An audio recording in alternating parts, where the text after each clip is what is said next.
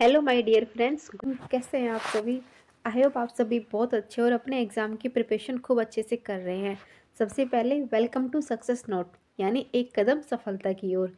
Friends, आज मैं आपको बताती हूँ कि हमारा टॉपिक क्या है। अब आपको पता होगा कि अब तक हम साइंस के बारे में पढ़ रहे थे, यानी बायो के बारे में पढ़ रहे थे। जैसे कि बायोलॉजी में क्या क्या होता है, पादप होते हैं, जीव जंतु होते हैं, जनन होता है, यानी इन सब के बारे में पढ़ रहे थे। लेकिन अब हमारा टॉपिक चेंज हो गया है। अब पढ़ रहे हैं हम फिजिक्स के बारे में, क्योंकि ये जो साइंस हो गया इसमें तीन चीज़ें मिक्स होती हैं। इसमें केमिस्ट्री भी होती है, साइंस भी होती है, फिजिक्स भी होती है और बायो भी होती है, मतलब सबका मिक्सअप होता है इसके अंदर। तो फिजिक्स से भी क्वेश्चन आ जाते हैं कई बार एग्जाम के अंदर, और केमिस्ट्री से भी आते हैं। अब हमारा सेकंड पार्ट चल रहा है फिजिक्स। तो फिजिक्स के बारे में आज हम 200 क्वेश्चन को डिस्कस करेंगे, यानी पूरे 200 क्वेश्चंस के बारे में आज हम पढ़ेंगे। क्वेश्चन बहुत इंपॉर्टेंट है, तो प्लीज़ लास्ट तक ज़रूर देखना। इसके साथ ही फ्रेंड्स, मैं आपको एक इम्पॉर्टेंट बात और बताती हूँ, जो आपको मैं ये क्वेश्चन करा रही हूँ ना, फिजिक्स के, साइंस के, केमिस्ट्री के, इन सब के ना ई बुक है, जो वो आपको परचेज़ करनी होगी। वो कहाँ से मिलेगी आपको? लिंक आपको इसी के डिस्क्रिप्शन बॉक्स में मिल जाएगा।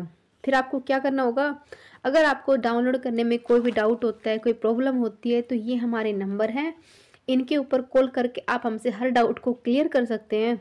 मैं आपको इसलिए पर्सनली बोल रही हूँ ई बुक के लिए, क्योंकि एक बार मैं आपको पढ़ा रही हूँ, जिससे आप ये देख सकते हैं कि क्वेश्चन कितने इंपॉर्टेंट है और अच्छे हैं, यानी उनकी लैंग्वेज अच्छी है, एग्जाम के हिसाब से बिल्कुल परफेक्ट क्वेश्चन है। तो एक बार आप खुद भी पढ़ेंगे ना, तो आपको बहुत अच्छा होगा, क्योंकि खुद का पढ़ा हुआ ज़्यादा टाइम तक याद रहता है। इसलिए आपको खुद को भी पढ़ना पड़ेगा। ये थोड़ी ना होता है कि एक बार पढ़ लिया और हम बस हमें याद रहता है, तो कम से कम 2-3 बार तो रिपीट करना ही होता है। तो इसके लिए आपको ई बुक को इसे ज़रूर परचेज़ करना होगा। तो आपको लिंक मिल जाएगी, नंबर हमारे हैं। कोई प्रॉब्लम होती है, किसी कुछ पूछना हो, तो आप हमसे कांटेक्ट कर सकते हैं। Thank you. चलिए स्टार्ट करते हैं हमारे फिजिक्स के टॉपिक के ऊपर। हेलो माय डियर फ्रेंड्स, अब मैं आपको बताती हूँ कि देखो, जैसे कि आपको पता होगा कि 600 क्वेश्चन ही हमने, जिसमें क्या बोलते हैं, बॉटनी, जूलॉजी, इन सब का मिक्स करवाया है, यानी जो पादपों, जीव जंतुओं के बारे में 600 क्वेश्चंस का हमने मिक्सअप कर लिया है। अब हम पढ़ेंगे ओनली फॉर फिजिक्स के बारे में टोटल 600 क्वेश्चन, यानी टोटल 600 क्वेश्चन को पढ़ेंगे, जिसमें फिजिक्स के जो क्वेश्चन एग्जाम में पूछे गए हैं या फिर पूछने की संभावना है, यानी छोटे छोटे जो स्टैटिक टाइप में करवा रहे हैं, तो वो इंपॉर्टेंट है। तो चलिए स्टार्ट करते हैं। इसके 200 क्वेश्चन हमने ऑलरेडी करा दिए हैं। अगर आपने नहीं देखा है तो प्लीज़ उसे ज़रूर जाके देखना। Thank you. आज का हमारा पार्ट होगा, वो होगा 201 से स्टार्ट। तो करते हैं अपना स्टार्ट। जैसे कि आता है, जो ध्वनि तरंग होती है, इसमें कौन सी घटना नहीं हो सकती। तो ध्वनि तरंगों के अंदर कौन सी घटना नहीं हो सकती, तो उसके अंदर ध्रुवण नहीं हो सकता। क्लियर। नेक्स्ट क्वेश्चन आता है, परासव तरंगों की आवर्ती लगभग कितनी होती है। यानी क्वेश्चन नंबर 202 कहता है, जो परासव तरंग होती है ना, इनकी आवर्ती लगभग कितनी होती है। तो इनको कोई सुन भी नहीं सकता, इतनी बहुत ज़्यादा हाई होती है। तो कितनी होती है? 20,000 हर्ट्ज से भी ज़्यादा होती है। इसकी वजह से इनको कोई सुन नहीं सकता।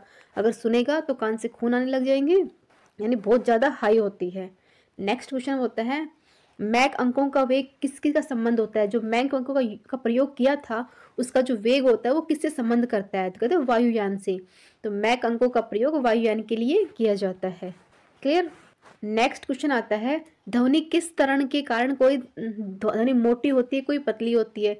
यानी जैसे कि ध्वनि की कौन सी लक्षण होते हैं जिसकी वजह से जो एक पुरुष होता है उसकी आवाज़ मोटी होती है, और जो कोई लेडीज होती है उसकी आवाज़ पतली होती है। तो किसकी वजह से होती है, तो वो होता है तारतुक की वजह से। जो ध्वनि होती है इसके मोटे पतली के लक्षण होते हैं। क्लियर।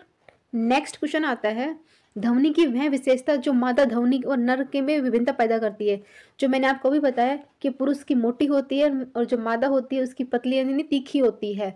तो उसे क्या कहते हैं, उसे बोलते हैं तारत्व बोलते हैं। दोनों का मतलब यही है, लेकिन क्वेश्चन की लैंग्वेज अलग है। मतलब क्वेश्चन सेम है लेकिन लैंग्वेज का डिफरेंट कर दिया है।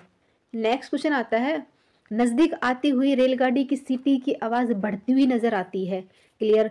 जब दूर जाती है तो वो घट जाती है। तो उसे उसका किसका उदाहरण है। जैसे कि आप प्लेटफॉर्म पे खड़े हैं तो ट्रेन आती हुई की आवाज़ हमें एकदम दूर से सुनाई देती है, लेकिन जब ट्रेन जाती है तो धीरे धीरे मतलब सुनाई बहुत कम देती है। तो ये किसका उदाहरण है, तो यह डॉपलर का प्रभाव का उदाहरण होता है। इसकी वजह से ट्रेन आती हुई तो उसकी आवाज़ बहुत तेज आता है, लेकिन जाती हुई की आवाज़ उसकी घट जाती है। नेक्स्ट आता है, एक व्यक्ति को प्रतिध्वनि सुनने के लिए परावर्तक तल पर कितनी दूरी पर खड़ा होगा। कि जो एक व्यक्ति है जिसको प्रतिध्वनि सुनने के लिए परावर्तक तल से कितनी दूरी पर खड़ा होना, तो कितना होगा, ये फिक्स है, 56 फीट की दूरी पर उसे खड़ा ही होना पड़ेगा। नेक्स्ट क्वेश्चन आता है, ध्वनि प्रभाव मानव के कान में कितने समय तक रहता है? जो किसी भी ध्वनि का जो प्रभाव है, जो एक मनुष्य होता है, इसके कान में लगभग कितने समय के लिए होता है? तो 1 से लेकर 10 सेकंड के टाइम तक किसी भी की प्रकार की जो ध्वनि होती है ना, वो हमारे कान के अंदर रहती है। इससे ज़्यादा टाइम के लिए नहीं रहती। ये भी एक स्टैटिक क्वेश्चन है और एग्जाम में पूछ सकते हैं। इसीलिए मैंने आपको ई बुक के लिए बोला है कि आप खुद भी 1-2 बार पढ़ोगे तो आपको याद होगा, क्योंकि ऐसे हम इतने स्मार्ट नहीं हैं कि हम एक बार पढ़ लेंगे और हमें सब कुछ याद हो जाएगा। क्लियर? नेक्स्ट क्वेश्चन आता है, तेज हवा चलने पर वाष्प नहीं बनने का क्या कारण होता है? यानी जब हवा तेज चलती है तो वाष्प नहीं बन पाता, इसका कारण क्या होता है? तो क्या होता है, जो वाष्पीकरण होती है ना, उसकी जो दर होती है वो बहुत तेज हो पाती है, इसकी वजह से वाष्प नहीं बन पाता है। नेक्स्ट क्वेश्चन आता है, कमरे में रखे रेफ्रिजरेटर का दरवाजा खोल देने पर तापमान पर क्या प्रभाव पड़ेगा? यानी कमरे में जो फ्रिज रखा हुआ है उसका दरवाजा हम खोल देंगे तो कमरे के तापमान पर क्या पड़ेगा? तो कमरे का जो तापमान है वो बढ़ जाएगा। इसे आप ट्राई भी कर सकते हैं। नेक्स्ट आएगा, वह थर्मामीटर जो 2000 डिग्री सेल्सियस पर मापने हेतु उपयुक्त रहता है, उसे क्या कहते हैं? यानी ऐसा थर्मामीटर है जिसको 2000 डिग्री सेल्सियस मापने हेतु यूज किया जाता है, तो उसको क्या बोला जाएगा? उसे बोला जाएगा पूर्ण विकिरण पायरोमीटर। यानी पूर्ण विकिरण पायरोमीटर का यूज 2000 डिग्री सेल्सियस मापने के लिए किया जाता है। क्लियर हो गया? अब नेक्स्ट क्वेश्चन आता है, जो फ़ारेनहाइट होता है वो जल में फ्रीजिंग पॉइंट का होता है, तो जो फ़ारेनहाइट होता है वो जल में किस टेम्परेचर के ऊपर उसकी बर्फ जमती है? तो होते हैं 32 डिग्री फ़ारेनहाइट। क्लियर? नेक्स्ट आता है, केल्विन में जल की फ्रीजिंग पॉइंट कितना होता है? यानी जो केल्विन होता है इसमें जल जो फ्रीज करने का पॉइंट होता है वो कितना होता है? तो कितना होता है? 273 डिग्री केल्विन। क्लियर? नेक्स्ट आता है, सेल्सियस को जल में का क्वथनांक मतलब बॉइलिंग पॉइंट क्या होता है? नहीं, जो सेल्सियस होता है उसमें जल का क्वथनांक क्या होता है? तो कितना होता है? 100 डिग्री सेल्सियस। क्लियर? नेक्स्ट आता है, जो फ़ारेनहाइट होता है उसमें जल का क्वथनांक क्या होता है? तो फ़ारेनहाइट के अंदर जल का क्वथनांक होगा 212 फ़ारेनहाइट। नेक्स्ट आएगा, केल्विन में का जो क्वथनांक है वो क्या होता है? ये उसका जो बॉइलिंग पॉइंट है वो क्या होता है? तो 373 केल्विन। यानी ये फिक्स होता है, ये ऊपर नीचे नहीं होता, ये तो आपको याद ही करना पड़ेगा। नेक्स्ट आता है, रेफ्रिजरेटर का थर्मास्टेट का प्रमुख कार्य क्या होता है? यानी जो जो फ्रिज होता है उसका जो थर्मोस्टेट होता है उसका मुख्य कार्य क्या होगा? तो क्या होता है? एक समान तापमान को बनाए रखना। यानी फ्रिज का यही कार्य होता है कि पूरे के अंदर, जैसे एक तो हिस्सा होता है जिसमें फ्रिज में आइस जमती है उसका टेम्परेचर सेम रहेगा, और बाकी नीचे भी हर जगह सेम तापमान को बनाए रखना है, उसका कार्य होगा। नेक्स्ट आएगा कि रेफ्रिजरेटर का खाद्य पदार्थों को ताज़ा रखने हेतु कितने मतलब कि तापमान की आवश्यक होता है? तो फलों को ताज़ा मतलब खाद्य सामान को ताज़ा रखने के लिए -4 सेल्सियस होना जरूरी है। क्लियर? तभी ताज़ा रहेंगे, वरना वो खराब हो जाएंगे। नेक्स्ट आएंगे, स्वस्थ मनुष्य के लिए शरीर का सामान्य तापमान केल्विन में कितना होना चाहिए? यानी कोई स्वस्थ मनुष्य है तो उसका सामान्य तापमान जो केल्विन में कितना होना चाहिए? ये सेल्सियस या फ़ारेनहाइट में नहीं पूछ रहा है, उन्हें केल्विन में पूछ रहा है। तो कितना होना चाहिए? 310 डिग्री केल्विन। क्लियर? नेक्स्ट आता है, उबलते जल की तुलना में भाप से हाथ अधिक जलता है, इसका मुख्य कारण क्या होता है? यानी उबलते हुए जल की तुलना में भाप पर हाथ अधिक जलता है, उसका कारण क्या होता है? क्योंकि भाप में गुप्त ऊष्मा होती है, यानी बहुत ही गुप्त ऊष्मा होती है, जिसकी वजह से जितना गर्म पानी में हाथ नहीं जलेगा जितना उस भाप लगने से हाथ जलता है। नेक्स्ट आता है क्वेश्चन नंबर 221, शुष्क बैटरी किन विद्युत अपघटों का प्रयोग करता है? जो शुष्क बैटरी होती है तो वो किसका यूज करते हैं? वो कहते हैं अमोनियम क्लोराइड एवं जिंक क्लोराइड, जो अपघटक होते हैं ना, इनका यूज किया जाता है बैटरी में। नेक्स्ट क्वेश्चन आता है, पानी में किस चीज को मिलाने से क्वथनांक बिंदु बढ़ जाएगा और जो हिमांक बिंदु होता है घट जाता है? तो बताइए कि पानी के जो जल के अंदर ऐसी कौन सी चीज मिलाएं कि क्वथनांक बढ़ जाए और हिमांक बिंदु घट जाए? तो साधारण नमक, ओनली फॉर नॉर्मल नमक होता है जो अपन घरों में यूज करते हैं, वही मिलाने से क्वथनांक बढ़ जाएगा और हिमांक बिंदु घट जाएगा। नेक्स्ट आएगा, सेंटीग्रेड व फ़ारेनहाइट किस तापमान पर एक समान रहते हैं? यानी सेंटीग्रेड और फ़ारेनहाइट किस ताप के ऊपर सेम रहते हैं? कितना होगा? -40 डिग्री के ऊपर वो सेम रहते हैं। नेक्स्ट आएगा, एक शीशे की छड़ को जब भाप में रखी जाती है तो उस पर क्या प्रभाव पड़ेगा? यानी शीशे की छड़ को भाप पर रखेंगे तो क्या होगा? जो छड़ की लंबाई है वो बढ़ जाएगी। क्लियर? नेक्स्ट आता है, सर्दियों में लोहे के टुकड़े व लकड़ी के टुकड़ों को छूने से लोहा ज़्यादा ठंडा महसूस होता है, क्यों? ये तो आप चाहे करके देख लेना कि हम लकड़ी को टच करें या फिर एक लोहे के टुकड़े को टच करें तो लोहा ज़्यादा ठंडा महसूस होता है, तो उसकी किसकी वजह से होता है? तो क्या होता है? क्योंकि लकड़ी की तुलना में लोहा की ऊष्मा यानी सुचालक होता है, यानी ऊष्मा का सुचालक होता है लोहा, जिसकी वजह से वो ठंडा महसूस होता है। क्लियर? नेक्स्ट क्वेश्चन आता है, पदार्थ की ऊष्माधारिता किस पर निर्भर करती है, यानी कोई भी पदार्थ होता है उसकी जो ऊष्माधारिता होती है वो पदार्थ की विशिष्ट ऊष्मा पर निर्भर करती है। क्लियर। नेक्स्ट क्वेश्चन आता है, जब जल को 0 डिग्री सेल्सियस से 10 डिग्री सेल्सियस तक गर्म किया जाता है तब उसका आयतन पर क्या असर पड़ेगा। यानी जल को हम 0 डिग्री से लेकर 10 डिग्री सेल्सियस पे गर्म करेंगे तो उस पर क्या होगा, यानी वो घट जाएगा और फिर बढ़ जाएगा। पहले तो घटेगा क्योंकि हम उसे बहुत ज़्यादा हाई पे गर्म कर रहे हैं, अब फिर वो बढ़ जाएगा। नेक्स्ट आएगा, दाब बढ़ने पर जल का क्वथनांक पर क्या असर पड़ेगा। यानी जो दाब बढ़ता है उससे जल का जो क्वथनांक होता है उस पर क्या असर पड़ेगा, तो क्वथनांक वो बढ़ जाएगा। नेक्स्ट क्वेश्चन आता है, कमरे में लगा हुआ वातावरण यानी एसी को नियंत्रण कैसे करता है। यानी जो कमरे में एसी लगा होता है वो पूरे कमरे को ठंडा कर देता है, तो वो किसकी वजह से करता है, यानी आर्द्रता और तापक्रम की वजह से, यानी ह्यूमिडिटी और टेम्परेचर की वजह से वो नियंत्रित कर लेता है, यानी टेम्परेचर को कंट्रोल में कर लेता है। नेक्स्ट क्वेश्चन आता है कि जो स्वचालित इंजनों में हिमरोधी के रूप में किस प्रकार का पदार्थ का यूज किया जाता है। यानी जो स्वचालित इंजन होते हैं उसमें हिमरोधी के रूप में एथिलीन ग्लाइकोल का यूज किया जाता है। क्लियर। नेक्स्ट क्वेश्चन आता है, किस तरल विशिष्ट ऊष्मा को सर्वाधिक होती है, यानी किस तरल के अंदर जो स्पेसिफिक हीट होती है वो सबसे अधिक होती है, तो जल के अंदर ही होती है, यानी सबसे अधिक ऊष्मा के लिए जल की ही यूज होता है। नेक्स्ट आता है, जब बर्फ पिघलती है तो आयतन पर क्या प्रभाव पड़ेगा। ये क्वेश्चन एग्जाम में पूछा हुआ क्वेश्चन है कि जब बर्फ आपस में मतलब अपने आप पिघलती है तो उसका आयतन क्या होता है, तो आयतन घट जाता है जब बर्फ पिघलती है। नेक्स्ट क्वेश्चन आता है क्वेश्चन नंबर 233, पसीने का हमारे शरीर में मुख्य कार्य क्या होता है। यानी जो पसीना होता है उसका हमारे शरीर पर मुख्य कार्य क्या होता है, तो यह एक शरीर का तापक्रम को नियंत्रित रखता है। यानी पसीना होता है वो हमारे जो बॉडी का टेम्परेचर होता है ना इसको कंट्रोल में रखता है, यानी इसका पसीने का बाहर निकलना भी ज़रूरी है। नेक्स्ट आता है कि मिट्टी के घड़े में जो जल होता है वो ठंडा किसकी वजह से होता है। यानी मिट्टी के जो घड़े होते हैं इनमें जो पानी ठंडा होता है वो किसकी वजह से होता है, तो होता है वाष्पीकरण की वजह से पानी ठंडा हो जाता है मिट्टी के घड़े में। नेक्स्ट क्वेश्चन आता है, मोटर कार का रेडिएटर यानी शीतलन तंत्र किस सिद्धांत पर कार्य करता है, तो मोटर कार का जो रेडिएटर होता है वो संवहन सिद्धांत के ऊपर कार्य करता है। नेक्स्ट आता है, विद्युत बल्ब में लगे तंतु को गलने से बचाने के लिए किसका प्रयोग किया जाता है, तो विद्युत बल्ब होते हैं उसमें जो तंतु होते हैं उसको गलने से बचाने के लिए हम संवहन का यूज करते हैं। नेक्स्ट क्वेश्चन आता है, थर्मस बोतल में पेय पदार्थ को कुछ समय के उसी ताप पर रखने पर किस पदार्थ की परत लगाई जाती है। यानी जो वो होते हैं ना थर्मस होते हैं, बोतल होती है, जो गर्म पानी की बोतल होती है जो हम जैसा डालते हैं वैसा ही निकलता है, तो उसकी वैसा निकलने के लिए किस पदार्थ की परत लगाई जाती है, क्या होती है, सिल्वर लेयर। यानी इसके ऊपर रजत पदार्थ लगाई जाएगी जिसकी वजह से वो गर्म के गर्म ही रहेंगे। सिल्वर रोल आता है उसी प्रकार से कार्य करेगा कि गर्म का गर्म रहेगा, ठंडे का ठंडा ही रहेगा। नेक्स्ट आता है, बर्फ का गलना पर पिघलना किस प्रकार का उदाहरण होता है। यानी जो बर्फ होता है अपने गलनांक के ऊपर पिघलता है तो वो किसका उदाहरण होता है, वो होता है समतापी परक्रम का। नेक्स्ट आता है, उष्मा किसका उदाहरण है, जो उष्मा होता है वो ऊर्जा का उदाहरण होता है। नेक्स्ट क्वेश्चन आता है कि आदर्श गैस की आंतरिक ऊर्जा किस राशि पर निर्भर करती है, तो आंतरिक गैस की जो आंतरिक ऊर्जा होती है ना वो उसके समतापी प्रक्रम के ऊपर निर्भर करती है।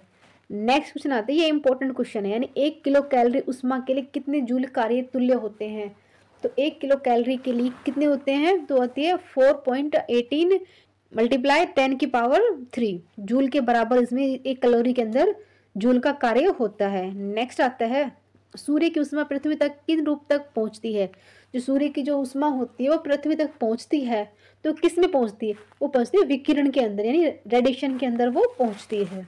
नेक्स्ट आता है, गर्मियों में सफ़ेद कपड़ा पहनना आरामदायक होता है क्यों।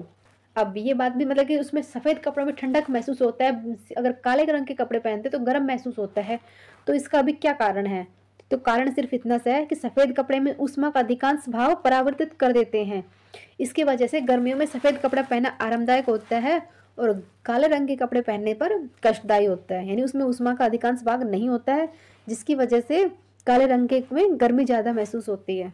नेक्स्ट क्वेश्चन आता है कि जल का घनत्व किस ताप पर अधिकतम होता है, यानी जो जल होता है उसका घनत्व किस ताप के ऊपर अधिक होगा, कितना होगा, 4 डिग्री सेल्सियस के ऊपर।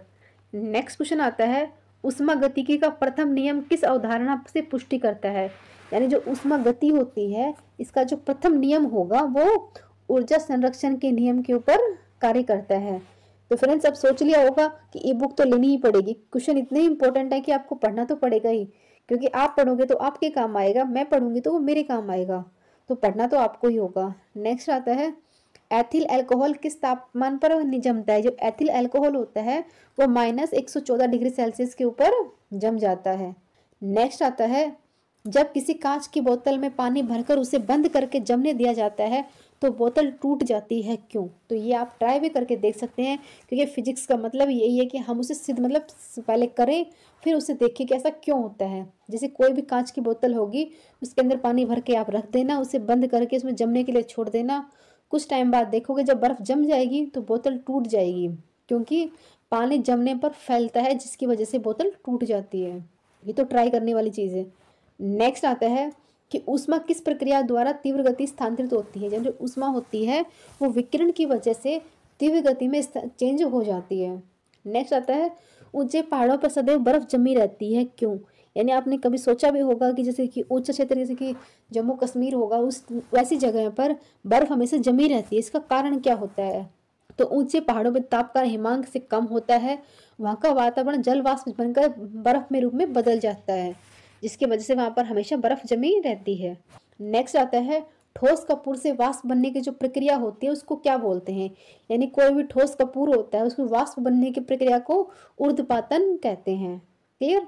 नेक्स्ट आता है किसी पदार्थ का तापमान परिवर्तन किए बिना द्रव से गैस से परिवर्तन करने के लिए आवश्यक ऊष्मा को क्या कहते हैं। तो बोलते हैं वाष्पन की गुप्त ऊष्मा। क्लियर? नेक्स्ट क्वेश्चन आता है तारे यानी स्टार के अंदर ऊर्जा उत्पादन कौन सी अभिक्रिया होती है। जो तारे होते हैं चमकते रहते हैं, इनमें किसी ऊर्जा की वजह से चमकते हैं, तो इसमें कौन सी ऊर्जा का अभिप्राय है। तो करके ताप नाभिकीय अभिक्रिया का ये एक उदाहरण होता है, जिसकी वजह से तारे आपस में चमकते दिखाई देते हैं। नेक्स्ट आता है कि तारे का जो रंग होता है उसका क्या प्रदर्शित होता है। जो तारे का रंग होता है वो किसके ऊपर डिपेंड करता है। तो उनके तापमान के ऊपर ही तारे का कलर डिपेंड करता है। नेक्स्ट क्वेश्चन आता है ऊनी कपड़े पहनने से गर्म क्यों रखते हैं। यानी ऊनी कपड़े पहनने पर हमारे बॉडी को वो गर्म रखते हैं। क्यों रखते हैं?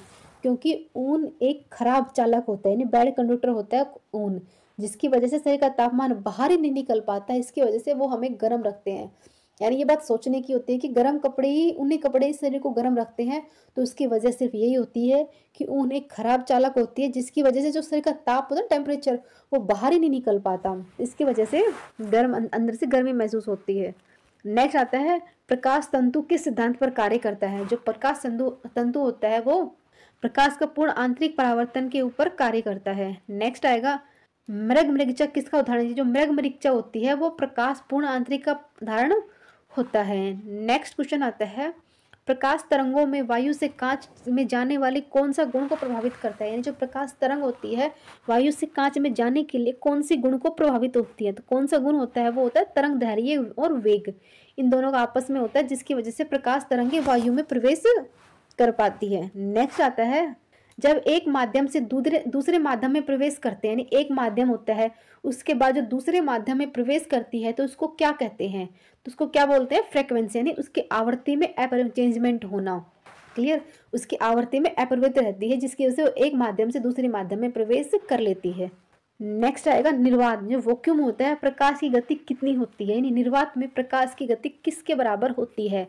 तो होता है 3 × 10⁸ मीटर सेकंड इसकी गति होती है। नेक्स्ट आएगा कि दाढ़ी बनाने के लिए किस दर्पण का यूज़ किया जाता है। यानी दर्पण से रिलेटेड क्वेश्चन काफ़ी बार एग्जाम में पूछे गए हैं। तो दाढ़ी बनाने के लिए किस दर्पण का यूज़ किया जाता है? अवतल दर्पण का, यानी कॉनकेव मिरर का यूज़ किया जाता है। नेक्स्ट क्वेश्चन आता है प्रकाश सजावट के लिए विशेष लैंपों में किस गैस का प्रयोग किया जाएगा। यानी लाइट के लिए जो सजावटी लैंप होते हैं उसके लिए कौन सी गैस का यूज़ होता है। तो इसमें होती है नियोन तरंगधारी गैस होती है, जिसकी वजह से जो सजावटी लैंप होते हैं उनका में गैस से वो जलते रहते हैं और दिखने में भी बहुत सुंदर लगते हैं। नेक्स्ट आता है किस तरंग का तरंग दैर्घ्य सबसे कम होता है। यानी कौन सी ऐसी तरंग होती है जिसका जो तरंग दैर्घ्य होता है सबसे कम होता है। तो मैंने बताया था ये विबग्योर होता है, यानी बैंगनी से स्टार्ट होकर रेड पे खत्म होता है। यानी रेड तो सबसे लास्ट में ही आएगा, तो सबसे कम बैंगनी का होगा और सबसे ज़्यादा की बात की जाए तो वो रेड का होगा। क्लियर? नेक्स्ट आता है किस तरंग का तरंग दैर्घ्य सबसे अधिक होता है। तो मैंने आपको अभी भी बताया कि रेड से स्टार्ट होता है और बैंगनी पे खत्म होता है, तो रेड का सबसे अधिक होता है। नेक्स्ट आएगा क्षितिज में समीप सूर्य और चंद्रमा के दीर्घ वृत्ताकार दिखाई देने का कारण क्या है? यानी जो जो क्षितिज होकर के समीप सूर्य और चंद्रमा दीर्घ पर एकदम गोल दिखाई देते हैं, इसका कारण क्या होता है? किसकी वजह से होता है? ये होता है रिफ्लेक्शन ऑफ लाइट, यानी प्रकाश का अपवर्तन की वजह से सूर्य और चंद्रमा गोल नजर आते हैं। नेक्स्ट क्वेश्चन आता है, वास्तविक सूर्योदय में कुछ समय पहले ही सूर्य क्यों दिखाई देने लगता है? यानी सूर्य उदय होने से पहले ही वो रेड रेड कलर की लालिमा से छा जाती है, कि वो ऐसा क्यों आता है? तो वो लालिमा किसकी वजह से आती है? प्रकाश के अपवर्तन की वजह से होता है। ये सूर्य उदय से पहले ही ऐसा महसूस होता है कि सूर्य उदय हो चुका है। नेक्स्ट आएगा, खतरों के संकेत के लिए लाल प्रकाश का प्रयोग किया जाता है, क्यों? यानी जो खतरों के संकेत होते हैं उसके लिए लाल प्रकाश का यूज किया जाता है, क्योंकि लाल प्रकाश वर्गीकरण बिखराव में सबसे कम होता है, जिसकी वजह से लाल प्रकाश का यूज किया जाता है, क्योंकि रेड के अंदर बहुत ज्यादा फ्रिक्वेंसी होती है। नेक्स्ट आता है, साबुन में झाग में चमकदार किस रंग की हो जाता है? यानी जैसे कि साबुन का जो झाग होता है एकदम बहुत कलरफुल होता है, चमकदार होता है, तो किस घटना से बिलोंग करता है? वो होता है बहुलित परावर्तन के और व्यक्तिकरण के कारण जो झाग होते हैं वो एकदम चमकदार नजर आते हैं, चमकीले नजर आते हैं साबुन के। नेक्स्ट आता है क्लियर विजन, यानी जो स्पष्ट दृष्टि की न्यूनतम दूरी कितनी होती है? यानी स्पष्ट देखने के लिए न्यूनतम दूरी कितनी होनी चाहिए? 25 सेंटीमीटर। क्लियर। नेक्स्ट आता है, प्रकाश छोटे छोटे कणों से मिलकर बना है, उसे क्या कहते हैं? यानी जो प्रकाश होता है वो छोटे छोटे कणों से मिलकर बना होता है, उसको फोटोन कहते हैं। नेक्स्ट आता है, प्रकाश तरंग किस तरंग का तरंग है? जो प्रकाश की तरंग है वो किस प्रकार की तरंग है? तो वो है अनुप्रस्थ, यानी अनुप्रस्थ है वो एकदम राइट आंसर हो जाएगा। जो प्रकाश की तरंग होती है वो अनुप्रस्थ प्रकार की होती है, यानी ये आरआरबी 2014 में पूछा हुआ क्वेश्चन है कि प्रकाश की तरंग किस प्रकार की होती है। नेक्स्ट आएगा, प्रकाश की तरंग सिद्धांत किसको ने प्रतिपादित किया था? यानी इस सिद्धांत को इसने प्रतिपादित किया था, तो क्या नाम आ जाएगा उसका फ्रेंड्स? हाइगेंस द्वार। यानी हाइगेंस द्वार ने प्रकाश की तरंग सिद्धांत के ऊपर कार्य किया था। नेक्स्ट आता है, प्रकाश के विद्युत चुंबकीय स्वरूप की खोज किसने की थी? यानी जो प्रकाश का विद्युत चुंबकीय स्वरूप है इसकी खोज किसने की थी? यानी खोज से जुड़े हुए क्वेश्चन एग्जाम में पूछे जा रहे हैं, इसका मतलब ये है, यानी जेम्स क्लर्क मैक्सवेल ने की थी, और ये एसएससी 2013 में पूछा हुआ इंपॉर्टेंट क्वेश्चन है, इनको निशान लगा लीजिए। नेक्स्ट आता है, किसने सर्वप्रथम यह दिखाया कि प्रकाश तरंगों का विवर्तन होता है? यानी जो प्रकाश तरंग होती है इनका विवर्तन होता है, ये किसने बताया था? कहता फ्रांसिस्को मारियो गोल्मार्डी ने बताया था कि प्रकाश की जो तरंग होती है इनका भी विवर्तन होता है। नेक्स्ट क्वेश्चन आता है, प्रकाश का वेग सर्वप्रथम किसने ज्ञात किया था? यानी जो प्रकाश का वेग होता है इसके बारे में डिस्कशन सबसे पहले किसने किया था? तो ओले रोमर ने इसका डिस्कशन किया था। नेक्स्ट क्वेश्चन आता है, कांच में प्रकाश की चाल कितनी होती है? यानी कांच के अंदर प्रकाश की चाल कितनी होती है? तो कितनी होती है? 2 × 10⁸ मीटर सेकेंड जो कांच में प्रकाश की चाल होगी। यानी ये फिक्स होता है, कोई चेंजमेंट नहीं होती, तो आपको याद ही करने होंगे। अब आता है, जल में प्रकाश की चाल कितनी होती है? यानी आप समझ के देखिए, ये प्रकाश कांच में पूछ लिया, अब पूछ रहा जल में, तो जल में कितनी होती है? 2.25 × 10⁸ मीटर सेकेंड, यानी जल में थोड़ी और ज्यादा होती है। नेक्स्ट आता है, तारपीन के तेल में प्रकाश की चाल कितनी होगी? जो तारपीन का तेल होता है इसमें कितनी होगी? 2.4 × 10⁸ मीटर सेकेंड, यानी उसकी प्रकाश की चाल के बारे में भी क्वेश्चन पूछ सकता है कि प्रकाश की चाल किस प्रकार से होती है। नेक्स्ट आता है, किसी अवरोध के कोर यानी किनारे का प्रकाश मुड़ना क्या कहलाता है? यानी कोई भी अवरोध है उसके किनारे से प्रकाश का मुड़ता हुआ नजर आता है, उसे क्या बोलते हैं? उसको बोलते हैं विवर्तन, यानी डिफ्रैक्शन बोलते हैं, विवर्तन होता है, ये प्रकाश का मुड़ना ही होता है। नेक्स्ट आता है, प्रकाश के चिकने पृष्ठ से टकराकर वापस लौटने वाली घटना क्या बोलते हैं? यानी प्रकाश होता है एक चिकने पृष्ठ से टकराकर वापस लौट आता है, इस घटना को क्या कहते हैं? इसको बोलते हैं प्रकाश का परावर्तन। क्लियर। यानी टकराकर वापस आने की घटना को प्रकाश का परावर्तन कहा जाएगा।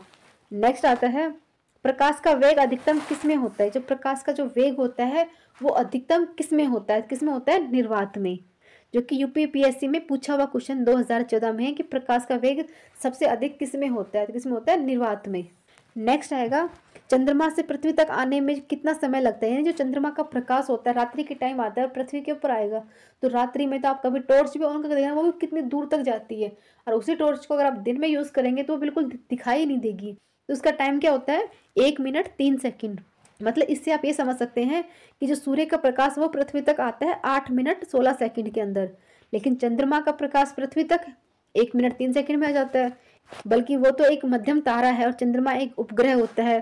पर रात्रि की वजह से जो प्रकाश होता है वो जल्दी पहुंच जाता है। नेक्स्ट आएगा सूर्य ग्रहण का समय हमें सूर्य का कौन सा भाग नजर आता है। यानी ये क्वेश्चन मैंने सोलर सिस्टम में बताया था कि जो सूर्य ग्रहण का समय होता है उसमें जो हमें सूर्य का भाग नजर आता है उसे किरीट या करोना कहा जाता है। नेक्स्ट आएगा चंद्र ग्रहण, जो ग्रहण होता है वो किस दिन घटित होता है। चंद्र ग्रहण किस दिन होता है, पूर्णिमा के दिन। क्लियर। यानी ये आरआरबी के अंदर पूछा हुआ क्वेश्चन है कि चंद्र ग्रहण कब होता है, तो ये क्वेश्चन तो आप याद कर लीजिए कि पूर्णिमा के दिन ही चंद्र ग्रहण होता है, उसके अलावा कभी नहीं होता। नेक्स्ट आएगा एंडोस्कोप किस सिद्धांत पर कार्य करता है। जो एंडोस्कोप होता है वो प्रकाश के पूर्ण आंतरिक परावर्तन के सिद्धांत पर कार्य करता है। नेक्स्ट आता है कि सूर्य ग्रहण किस दिन होता है। चंद्र ग्रहण पूर्णिमा को और सूर्य ग्रहण अमावस्या को, यानी जो अमावस्या की जो रात होती है, दिन होता है, उस दिन ही सूर्य ग्रहण होने की संभावना होती है। नेक्स्ट आता है एक कटा हुआ हीरा क्यों जगमगाता है। यानी सोचने वाली बात है कि एक हीरा, कटा हुआ हीरा है, वो जगमगाता क्यों है, इसकी वजह से जगमगाएगा। तो वो प्रकाश के पूर्ण आंतरिक परावर्तन के कारण वो जगमगाए चमकता हुआ नजर आता है कटा हुआ हीरा। नेक्स्ट आएगा पानी से भरे किसी बर्तन में पड़ा एक सिक्का किस कारण उठा हुआ प्रतीत होता है। इसको आप ट्राई भी करके देखना कि एक बाल्टी में एक सिक्का डाल के देखना, तो वो आपको उठा हुआ नजर आएगा। तो किसकी वजह से होता है, वो होता है प्रकाश के अपवर्तन के कारण वो सिक्का हमें उठा हुआ नजर आता है। नेक्स्ट आता है कि इंद्रधनुष किस कारण बनता है। यानी बारिश के कुछ टाइम बाद जब धूप निकलती है तो उसमें सूरज के अपोजिट साइड आपको इंद्रधनुष बना दिखाई देगा। तो फिर है ना, वो किसकी वजह से बनता है, तो वायुमंडल में वर्षा की बूंदें गिरने से अपवर्तन व आंतरिक परावर्तन की वजह से इंद्रधनुष आपको बना हुआ नजर आता है। ये क्वेश्चन पे एसएससी के अंदर पूछा गया है कि इंद्रधनुष, अगर ये पूछ ले कि इंद्रधनुष बनता कब है, तो वर्षा होने के बाद सूर्य के अपोजिट साइड में इंद्रधनुष बनेगा। नेक्स्ट आएगा किसी अपारदर्शी वस्तु का रंग कैसा होता है। यानी कोई अपारदर्शी वस्तु है जिसका रंग कैसा होता है, तो वह रंग जो परिवर्तित रहता है ठीक वैसा ही दिखता है। यानी वो परिवर्तित होता है वैसा ही नजर आएगा। नेक्स्ट आएगा प्रकाश की गति किस माध्यम में सबसे कम होती है। जो प्रकाश होता है उसकी जो गति होती है, जो उसका वेग होता है, तो कौन से माध्यम में सबसे कम होगा, तो प्रकाश कांच के माध्यम में सबसे कम होता है। नेक्स्ट आएगा किस कारण आकाश नीला नजर आता है। तो आप कभी चाहे अंतरिक्ष की पिक देखेंगे तो आपको नजर आएगी काला है, लेकिन हमें नीला दिखता है। तो ऐसा क्यों होता है, तो प्रकाश प्रकीर्णन की वजह से हमें जो आकाश है वो नीला रंग का दिखाई देता है, नहीं तो हमारा जो पूरा अंतरिक्ष है ना वो ब्लैक कलर का है। नेक्स्ट आएगा अस्त होते समय सूर्य के चारों ओर लाल रंग क्यों दिखाई देता है। जो लाल रंग की लालिमा होती है वो क्यों दिखाई देती है, तो प्रकाश प्रकीर्णन की वजह से वो हमें सूर्य अस्त के समय उसके लाल रंग दिखाई देता है। नेक्स्ट आएगा एक अंतरिक्ष यात्री को अंतरिक्ष कैसा नजर आता है। तो मैंने आपको अभी बताया कि अंतरिक्ष में जो यात्री होते हैं उन्हें काला नजर आएगा और वो हमें दिन के अंदर वो नीला नजर आता है। नेक्स्ट आता है तारे आकाश में वास्तव में जितनी ऊंचाई पे होते हैं वे अधिक ऊंचाई से प्रतीत होते हैं। इसका कारण क्या है कि वास्तव में तारे इतने ऊंचे नहीं होते हैं, लेकिन हमें धरती से बहुत ऊंचे नजर आते हैं, प्रतीत होते हैं। तो इसका कारण क्या होता है, तो होता है वायुमंडल अपवर्तन, जिसकी वजह से वो दूर ना होकर भी हमें बहुत दूर नजर आते हैं। ये क्वेश्चन एनडीए 2011 में पूछा हुआ क्वेश्चन है, सिलेक्शन क्वेश्चन है ये। नेक्स्ट आएगा कि इंद्रधनुष में जो रंग विक्षेपण होता है उसमें सबसे अधिक कौन सा होता है। अब इसमें हो जाता है उल्टा, तो जैसे इसमें बैंगनी का सबसे ज्यादा होगा, रेड का सबसे कम होगा इंद्रधनुष के अंदर। वैसे रेड का सबसे ज्यादा और बैंगनी का कम होता है, लेकिन जब बात आ जाए इंद्रधनुष की तो बैंगनी का सबसे ज्यादा होगा। नेक्स्ट आएगा समुद्र नीला नजर क्यों आता है। यानी समुद्र का जो पानी है वो नीला किसकी वजह से नजर आता है। अगर आपने मेरा सोलर सिस्टम वाला वीडियो देखा है तो उसमें मैंने आपको बताया था कि हमारे पृथ्वी को भी नीले ग्रह के नाम से जानते हैं। क्यों जानते हैं, क्योंकि हमारे पृथ्वी पर 71% पानी है, जिसकी वजह से पृथ्वी को नीला ग्रह के नाम से जानते हैं। अब आ गया कि समुद्र नीला क्यों नजर आता है, तो उसके लिए आकाश के परावर्तन से जल के कणों का प्रकाश का प्रकीर्णन की वजह से समुद्र नीला नजर आता है। यानी प्रकाश का अपवर्तनांक हो जाएगा और जल के कणों का प्रकाश में प्रकीर्णन होने की वजह से वो हमें नीला नजर आता है। तो जल के जैसा ही होता है, लेकिन वो नीला नजर आता है। नेक्स्ट आएगा कि मानव आंख दृश्य प्रकाश किस तरंग दैर्घ्य की सुग्राही होती है। यानी जो मानव की आंखें होती है, यानी जो दृश्य प्रकाश होता है ना, वो किस तरंग दैर्घ्य के लिए सर्वाधिक सुग्राही होता है। तो किसके लिए होता है, 5500 LS यानी अंगस्ट्रॉम होता है। एक का मतलब यहाँ पे अंगस्ट्रॉम होता है। यह प्रकाश तरंग दैर्घ्य में परमाणु का आकार को व्यक्त करने हेतु यूज किया जाता है, यानी 500 डिग्री एंगस्ट्रॉम। क्लियर। नेक्स्ट आता है क्वेश्चन नंबर 296 पीछे की वस्तुओं को देखने के लिए वाहन होते हैं, उसमें कौन से लेंस का मतलब कौन से दर्पण का यूज़ किया जाता है? जो गाड़ियों में यूज़ किया जाता है ना, पीछे के वाहन कौन कौन आ रहा है उसको देखने के लिए कौन से दर्पण का यूज़ किया जाता है? कौन देगा? उत्तल दर्पण का, यानी कॉन्वेक्स दर्पण का यूज़ किया जाता है।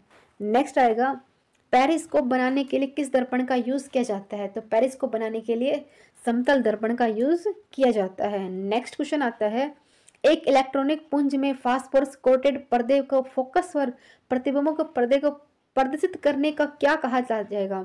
यानी एक इलेक्ट्रॉनिक पुंज में जो फास्फोरस पर्दे होते हैं उसको फोकस के लिए जो प्रतिबंध होते हैं ना, जो उनको किस रूप में प्रदर्शित कर सकते हैं? तो क्या होता है? वो होता है roster screen. Clear? Next question आता है, जो दूरदृष्टि दोष होता है उसके निवारण के लिए किस लेंस का यूज किया जाता है? तो दूरदृष्टि दोष के निवारण के लिए उत्तल लेंस का यूज किया जाता है। नेक्स्ट आता है, वे 3 प्राथमिक रंग कौन से हैं जिसमें मिश्रण से अन्य सभी रंग का निर्माण होता है?